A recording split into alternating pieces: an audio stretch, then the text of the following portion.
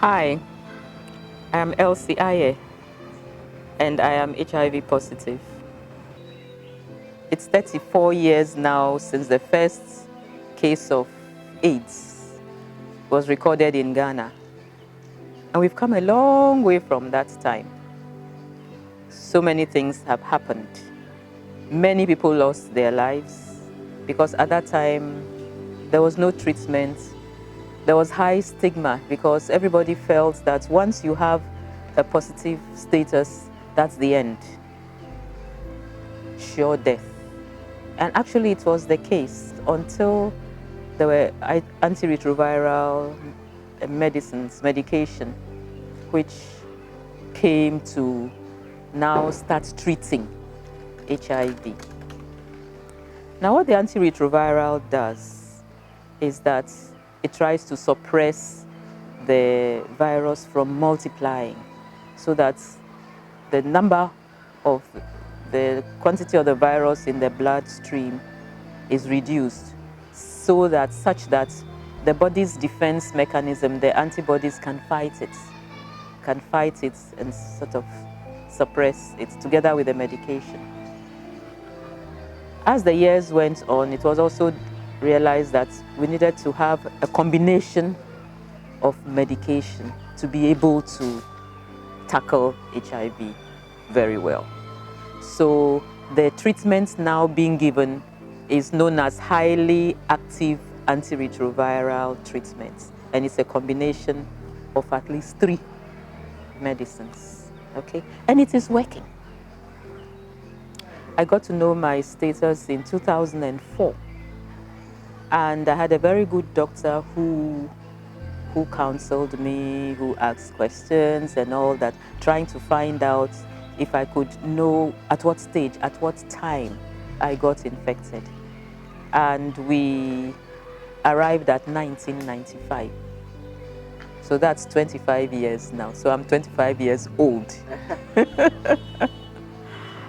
And he asked questions about how come from that time till when you got to know you were positive, how come you were able to survive?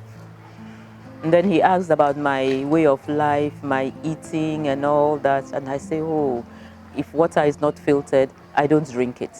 And I was brought up drinking filtered water. So my children all went to school, university with filters. So they filtered their water before drinking. I didn't eat anywhere.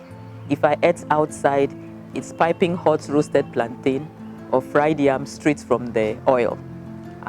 Apart from that, I didn't eat anything outside. I wasn't brought up to eat just anywhere. And I liked eating healthy. I studied agriculture, so why wouldn't I grow my vegetables and all those, or eat it and fruits? I knew the importance of all those things. So those were what I was doing. And he said, that is what kept you for 9 years. And at the time I got to know my status, that was 9 years afterwards. And I got to know because I started feeling tired. I'm a strong person. I'm working all over the place non-stop. And suddenly I couldn't do half the things I used to be able to do. I went to hospitals to test. And I went to see somebody who is supposed to, at that time, was an expert in HIV. But when I gave what I told him what I was going through. It was nothing like the normal. I just was feeling weak. I just turned black. And then if anything color, any black, I wouldn't have worn anything black as I'm wearing now. If anything black came near me, I'll feel as if there were insects walking along, crawling under my skin, biting, itching. You know, it was a horrible sensation. And that was all. And then when I went to take my bath, when I put soap on my body and I pour water on it, it's just like I had finished selling charcoal, black color. And if I should wear just black water passing through, going into down the drain, and if I should wear any white t-shirts, when I remove it, inside is all nice and black. So that was what I presented. And the doctor told me it was psychosomatic or something, and just told me it was in my mind and that sort of thing. Okay. But I realized I got tired easily. So I told myself, now let me go and check. What should I check? Okay, I'll check HIV first. Then I'll check hepatitis B. Then what else? Okay, let me start with these two. And then after that, I'll know what's third thing to test. So this was easy for me. Where I was working, our clinic was downstairs. So I went down to test. I stepped in and I said, oh, I'm coming to test for HIV. And they said, oh.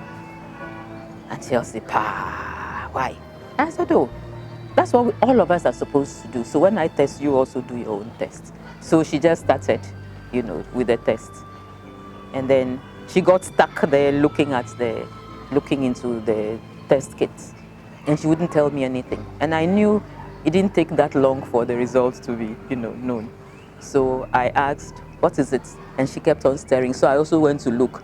And then I started describing to her what I had seen. She burst into tears. And I said, what does that mean?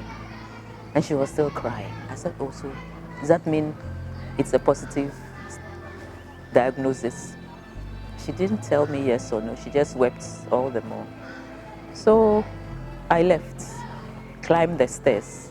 Well, the clinic was downstairs. I know I got to the office, which was 1 floor up.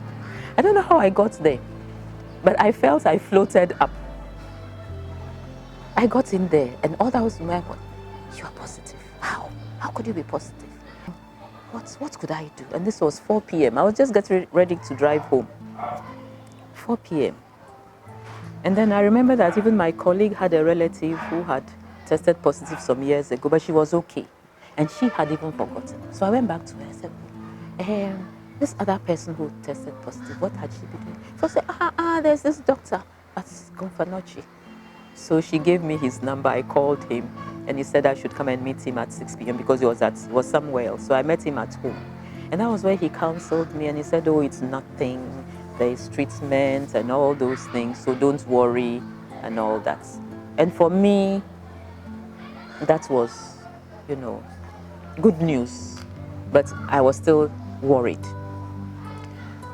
The scary thing was after I went to see him to test, and he checked. At that time, it was CD4 counts that we're taking.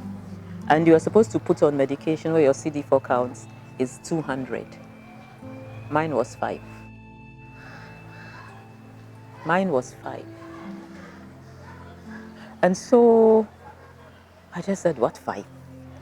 And then he picked the phone and called another doctor and was trying to find out how to, what to do, how to start. Should he start with the second line, because 5. I mean, and he said, how is she? What is she? So she's sitting here in front of me, looking comfortable. So he said, okay, if she's looking comfortable and she's not showing anything, then just start her on the first line.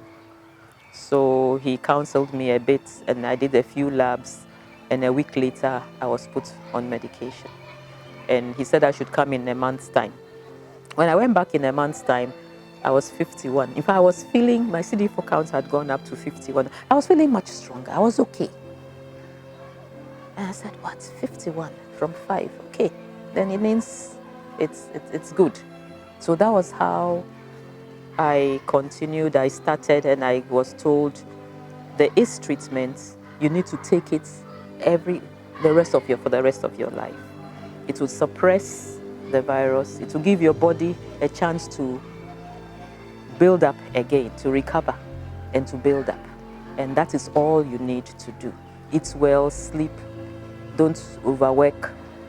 Well, that was the biggest thing for me. I don't know how not to overwork. Eat well, rest when you are tired and all that. And that was what I did. And I've been all right for so long.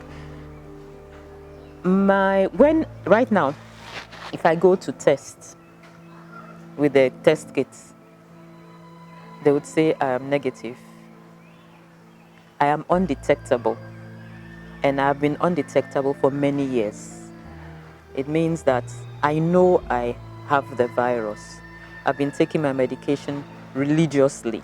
I've adhered to everything I was told, and there's no way I can have AIDS.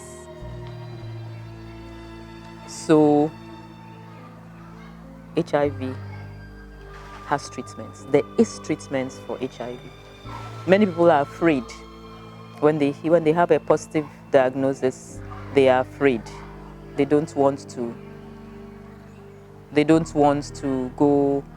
They don't want people to know. They don't even want to go for medication. They just give up and they die. We're just chatting with some young people and told them about somebody. After getting a positive status diagnosis, she died 1 month later because she just refused. She gave up. She gave up even without trying. So I want people out there to know that there is treatment for HIV. There is no cure. But like people who are diabetics, people who are hypertensive, they have to take this medication every day. It's the same thing like HIV. Who is stigmatizing against diabetics or people with hypertension or people with any chronic condition that they can manage? It can be managed. People have managed. I say I'm 25 years old. My viral load is undetectable, and I'll continue being undetectable. I'm not going to have AIDS because I'm keeping to my medication and I'm taking good care of myself, and anybody can do that. So we should stop stigmatizing ourselves first. Then other people wouldn't stigmatize us. Then we wouldn't, I don't care. I don't owe anybody anything. I owe myself. I owe my family to keep healthy so that I can be there for them. And I'll be there. And it is from what I have gone through. Nobody should stigmatize anybody. Nobody should. There is treatment. And I've done everything. I drive to Accra and back. I drive to Upper East and back. I do everything I used to do. What I didn't used to do was adhering to my medication, and I'm doing it's part and parcel of me. My children call me, remind me, oh, it's time. My grandson calls me and say, Brahma, alarm, meaning the alarm has sounded. So it's part of my life now. And I think it's something many of us need to hear and need to know. There's no need to be afraid of HIV. It's something we can handle. I've handled it, and I don't think why anybody else can't handle it. So we need to stop the stigma.